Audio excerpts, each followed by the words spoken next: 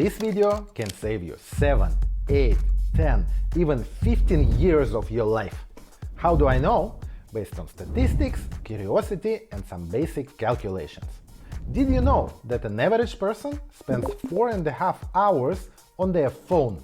Yes, today it's a working tool. We can read, learn, connect with friends, but let's be honest, a huge chunk of these hours go into content consumption, aka doom scrolling. You may ask, but 4 hours is average. Average should be okay, right? And it doesn't seem a lot. But let's put it into a different perspective. Let's take me as an example. I'm 40 today. The current life expectancy, let's say it's 80 years. This means that I'm halfway there, having 40 years more until I'm dead. On average, people of my generation spend on the phone on average 4 hours and 36 minutes. This means that if I multiply 4 hours and 36 minutes by 365 days, and by 40 years, I will get 67,160 hours spent on the phone in the next 40 years. Is it a lot? Well, I don't know what 67,000 hours mean, but if I turn it into something more relevant, this means that out of 40 remaining years of my life, I will spend 7.5 looking at my phone. Spending 7 years looking on Instagram or TikTok, just scrolling, that feels ridiculous and scary. And it's not gonna happen because I will take some action. Guys, if you are not 40 like me and are much younger, you may think that you have those 7 years to invest into observing life of others. But let's make more calculations and I will tell you that you are in a much worse situation than me.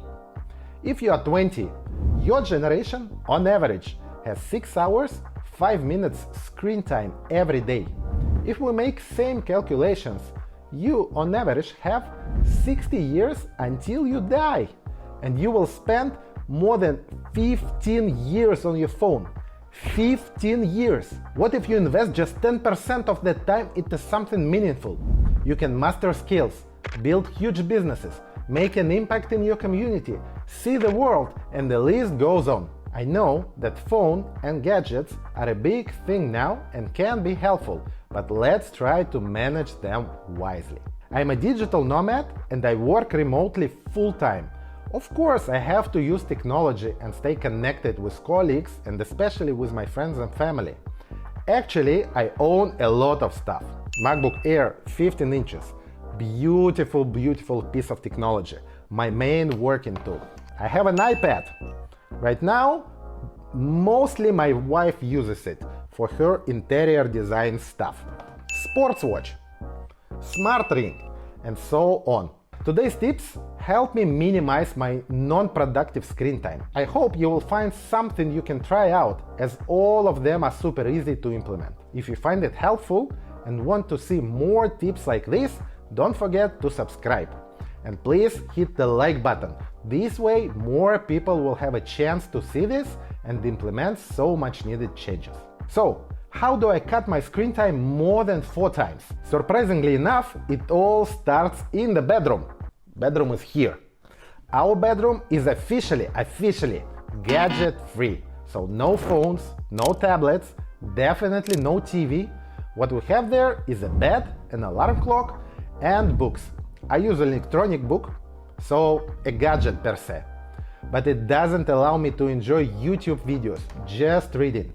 Before I bought this one, I read on my iPad.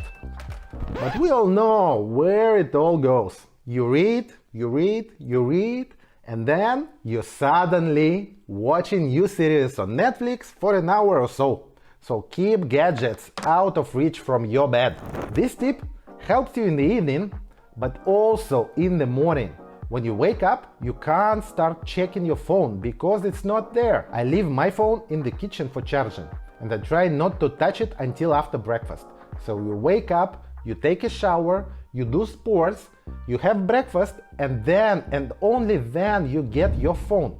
Of course, you can scroll from now on, but your day is already much more productive than before. Looking at the phone is so cool. This new screen quality, which looks better and better with every iteration.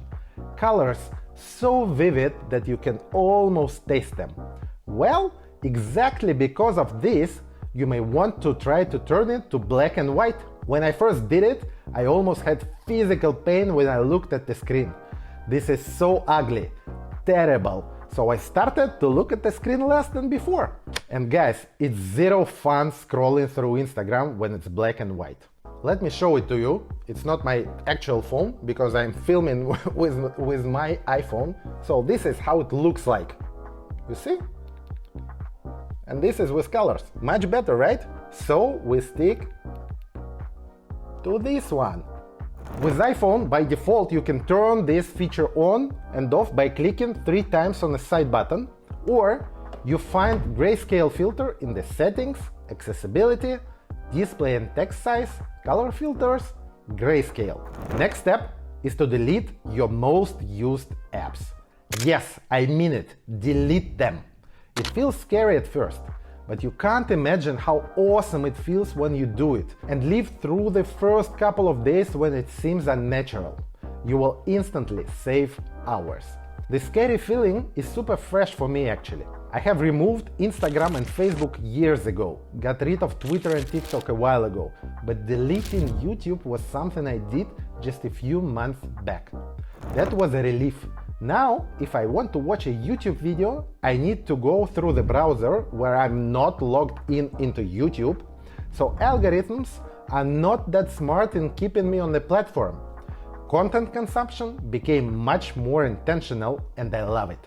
If you are not ready to delete your beloved Instagram, try to unfollow people. Set a goal like 50 accounts or 100 accounts tops and follow only them. If you want to add an extra account, you need to unfollow someone from the current list.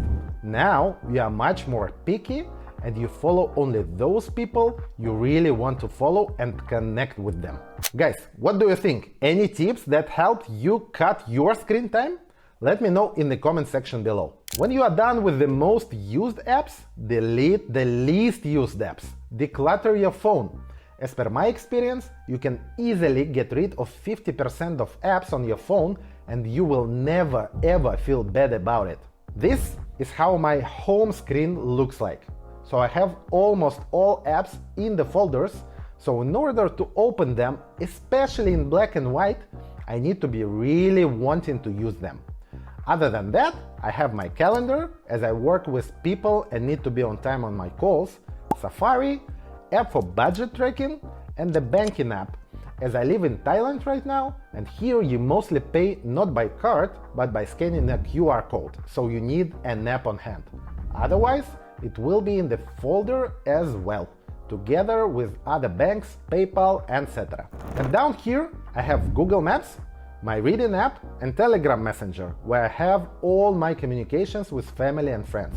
Second screen holds few folders. One holds everything connected to travel. I use these apps, but not on a regular basis.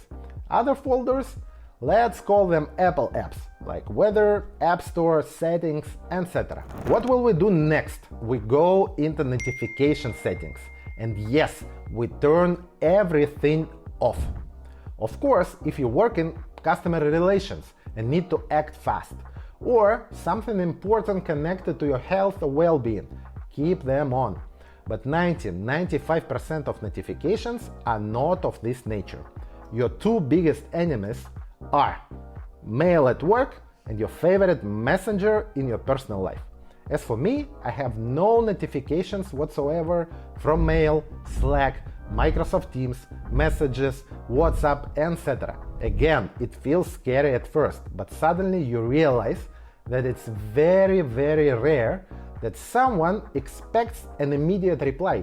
So focus on your current work and don't let your phone distract you from being efficient. If it still feels scary, start with turning notifications off not on your phone, but on your other gadgets. For example, an Apple Watch. This is not an Apple Watch, but Garmin Watch, Apple Watch, Chorus Watch, any smart watch, you name it. Turn everything off. Or your laptop. This beauty can send gazillion of notifications in one go. Turn everything up, check how it feels, and then switch to your beloved phone and do the same there. When you feel the effect from watches and laptop, I can guarantee you, if you start using these easy tips, you will drastically decrease your screen time. You will become more productive and start to feel less stressed. In the meantime, you can also check how I manage other parts of my life here and here. Meanwhile, take care and I see you in the next video.